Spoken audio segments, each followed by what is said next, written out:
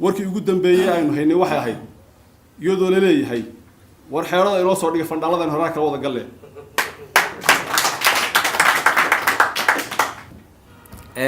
maamulka Jubbaland iyo maamulka Sool iyo Sanaag iyo Cayn ama Khaatumo keebaa facweyn waxaan jecelahay dadku inay si sax ah u sheekaystaan oo waxay ku wada hadlayaan run tahay waxa la isku durayo la isku dhaliilaya ay sax tahay constitution maamulkaas leeyahay qof kastoo mas'uuliyad loo dhiibana mas'uuliyadaas mid xadidan oo magac leh oo hebla la yiraahdo maalintaas qabanaysaa maalintaas ay ku weegtahay wargorma rabbigay ku yigmaday roobka diidiisa war halkaysa ma inuu dirsan madaxweynaha ku soo dhawaada daawadayaal barnaamij gaar ah oo ku saabsan shirweyne gunaanad u ahaa kulamo isdaba joog ahaa oo magaalada Nairobi uga socday jaaliyada Khaatumo ee bariga Afrika kulamadaas waxa looga arrinsanayay sidii go'aan midaysan looga qaadan lahaa madaxweynaha Cali Khaliif Galeyd oo maalmihii ugu dambeeyay isagu go'aan iskiis ah ku saldhigtay magaalada Hargeysa man madaxdiyo dhalinyaraday lama shacabku way dhaqaaqdeen qof kasta dhanka ayay ka dheeli man madaxdiyo dhalinyaraday lama shacabku way dhaqaaqdeen qof kasta dhanka ayay ka dheeli ugu horeyn waxa madasha ka hadlay gudoomiyaha jaaliyada Khaatumo State ee bariga Afrika mudane Cabdiqaadir Aw Cali waxaana hadaladiisii ka mid ahaa waxqabadkii laga sugayay maamuladaas kala dambeeyay Khaatumo State soo maray sidii la filayay ma ahayn dhaliilo fara badan baa jiray waxqabad aan fara badanna dadku waa ka cabanayeen wax fara badan baa la isku dayay in la saxo oo sharar fara badan la isugu yimi kuwaasoo ka qabsoomayay gudaha waddanka iyo dibadda intaba shirarkaas isdaba joogga ahaa ee la doonayay in lagu dardargeliyo waxqabadka maamulka iyo hirgelinta ujeedooyinka maamulka loo aasaasay iyagaan wax far badan kamay hagaagan kamay qabsoomin caqabada ugu weyn ee jirtayna waxay ahayd ciddii marka hoggaanka loo dhiibay oo iyadoo aan diyaar u ahayn talooyinka loo soo jeedinayay inay dhaqan geliso ama ay qaadataan arrinkaas wuxuu ahaa arrin dadka ka wada yaabiyey in maamulkii dhammaa iyo hoggaankii la doortay waxqabadkoodiina la arkayo wax sheegmadii waxgaradkana ayaan qaadanayn laakiin waqti yar kadib way caddaatay ujeeddadii waxqabad la'aanta sababtay isla mar ahaantaana keentay in la qaadan waayo talooyinkii waxgaradku soo jeedinayeen arrinkaasi wuu caddaaday sababtina waxay noqotay hoggaankii la doortay oo aan u socon halka dadku ay u soconayeen ee meel kale u socday waqti bay qaadatay in la isku dayo in hoggaankii la saxo isla mar ahaantaana laga dhaadhiciyo dantu waxay ku jirtaa wixii loo diray ee waxaan loo dirin inayn ku habsaamin maamulkaas hoggaankii loo dhiibay maanta waynu ka warqabnaa meeshay ku dambeeyeen labadii shir ee ka dambeeyey ee kala dambeeyey raggii lagu doortay laga hogaamiyay Khaatumo State oo maamula qola maanta waxay joogaan Garowe qola maanta waxay joogtaa Hargeysa waxa ka horeeyay maamulkii la oran jiray SSC isaga wad ka warqabtaan hogaamiyaheedii Hargeysa jooga waxaad moodaa in xaajadu ay noqotay cudurka geelaga helay madi ahaan maayo maamulkii aynu samaysanay cid aynu dhibnaaba waxay ula shaqo tagtay Hargeysa iyo Garowe laakiin waxa xusid mudan ragga markii hore Garowe u hayaamay ama Hargeysa u hayaamay dadka kan waxba kala may tagin waxna kala may dhicinay waxaad ogaataan cid kasta oo ka hortimaada danaha bulshadu ay leedahay haday Hargeysa u kacdo iyo haday Jabuuti u kacdo iyo haday Garowe u kacdo iyo haday meesha doonto u kacatoona dadka kan mustaqbalkoodii iyo masiirkoodii iyo qadiyadoodii waxba yeeli kari maayaan mararka qaar waxaad moodaa in qofna hogaami la yiriyo aan daacad ku hogaaminayn inuu ku dhaafayo inay faa'iido tahay Axmed Gacmo Yare oo isaguna kamid ahaa wasiiradii sida dhow la soo shaqeeyay Dr. Cali Khaliif Galeyd ayaa waxa uu goobta ka soo jeediyay hadallo aada u qiimo badan oo soo jiitay dadkii ka soo qayb galay munaasabadda waxaana hadalladiisii ka mid ahaa sida tan soo socota. waxaan ku bilaabayaa maalintii hoggaanka SSC aynu sameynaynay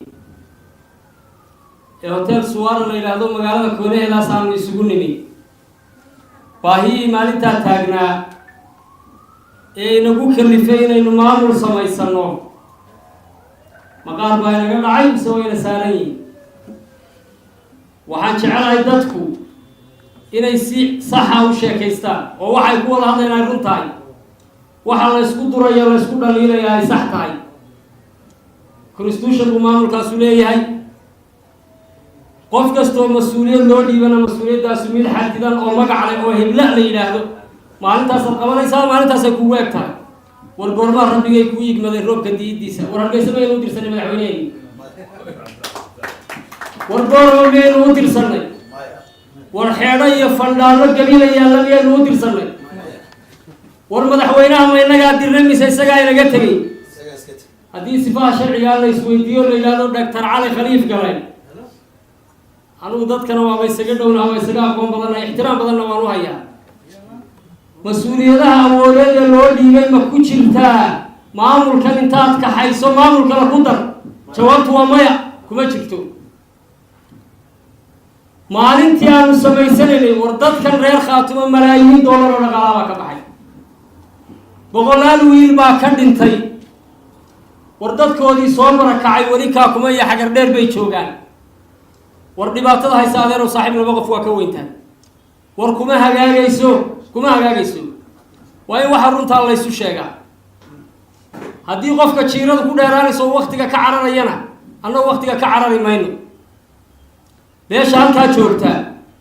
ee deegaanka iyagii haysata war isimadeennii barakacay iyo macallimiinteena meelaas canood ku soo noqdeen war ama miirqab bay kaga tegayaan ama waali bay kaga tegayaan.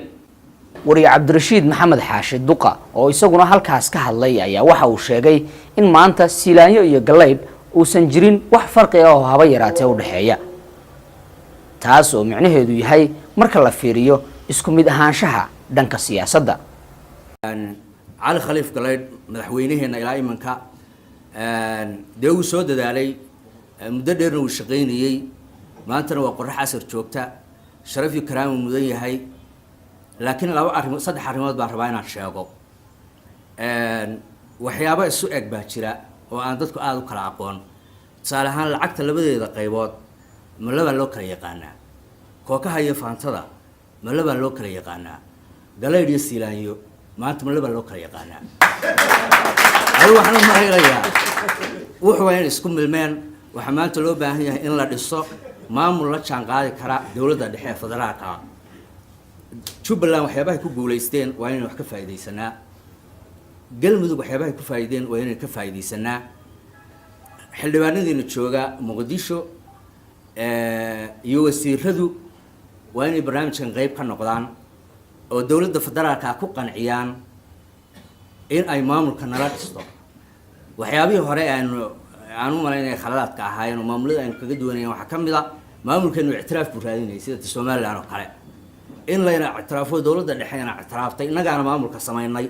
laakiin maamuladan oo kale oo dhan budgetka dowladda federaalka siisay waana la dhisay waana la sharciyay. dastuurkana waxa ku qoran 2 gobol iyo wixii ka badan waana haysanaa intaa. laakiin aynu fahamno siyaasadda halka ay u socoto. dowladda dhalatay Farmaajo Khayre guul weyn baan ka rajaynaynaa inay maanta taageeraan isbedelka ay ku baaqeenna. waa la arkay dabaaldegyadii looga dhigay Laascaanood buu hoodle magaalooyinka oo dhan wedwed meel walba. dee taasna waa ay ka abaal celiyaan. waana rajaynayaa 100% maamulkan hadda dhashay inuu wax badan kaga duwan yahay kii hore hagaagdaamay gobolada Sool iyo Sanaag iyo Cayn. intaas kadib waxaan mikrofoonka la dhex qaaday shacab weynihii reer Khaatumo ee ka soo qayb galay munaasabadda, waxaanay ra'yigooda ku cabirayaan sida ay u arkaan in madaxdii Khaatumo ee u talinayay maamulka ay saldhigteen magaalada Hargeysa. shirkan waxaa jiray shirar kale oo ka horeeyay oo muddo soo socday. wuxuu ahaa shirkani gunaanadkii shirarka. shirar kalena insha Allah way ka dambeey doonaan. marka shirkan ujeedkiisu wuxuu ahaa sidaad ogtihiin ba dadka jaaliyada Khaatumo meel walba joogaan. baryahan waxaa jiray madaxdii maamulka Khaatumo inay Hargeysa tageen ay ku biireen maamulka Somaliland. arrintaas baa lagaga soo horjeedaa waxaan rabnaa inaan ku caddayno mowqifkayaga ku aadan waxa aan ka aaminsannahay shirkaas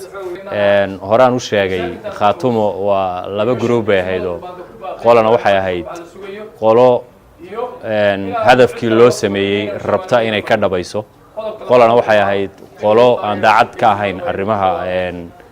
ummaddani ay u samaysatay maamulka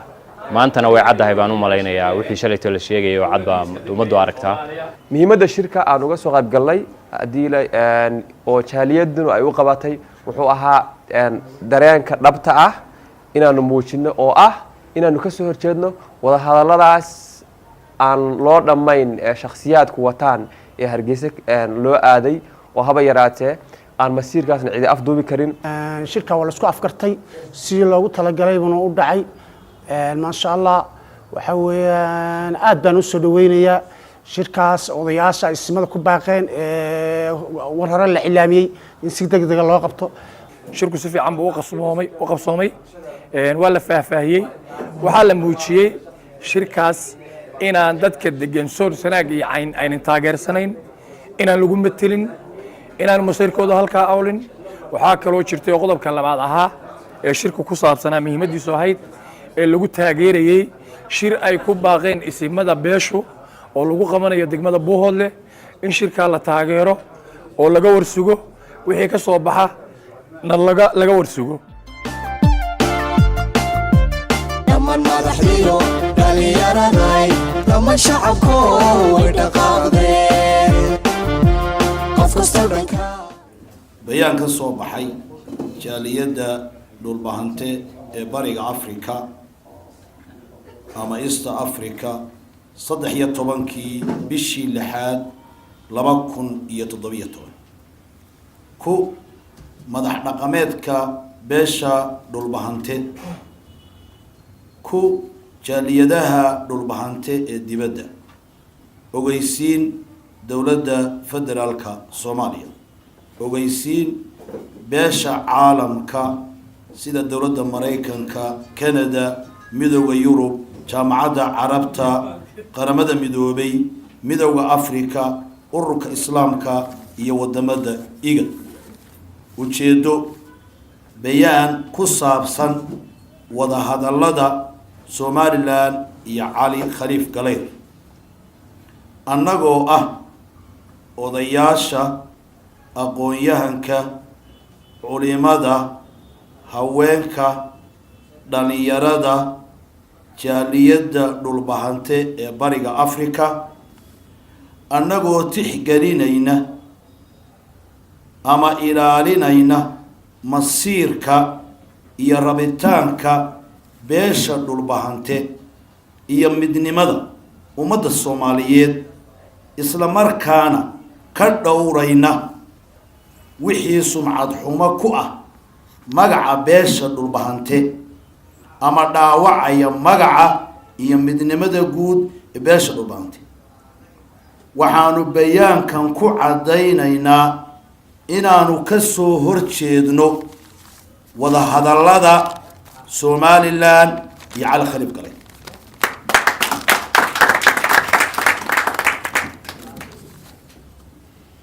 waxaanu bayaanka ku cadaynaynaa inaanu Cali Khaliif Galeyr matelin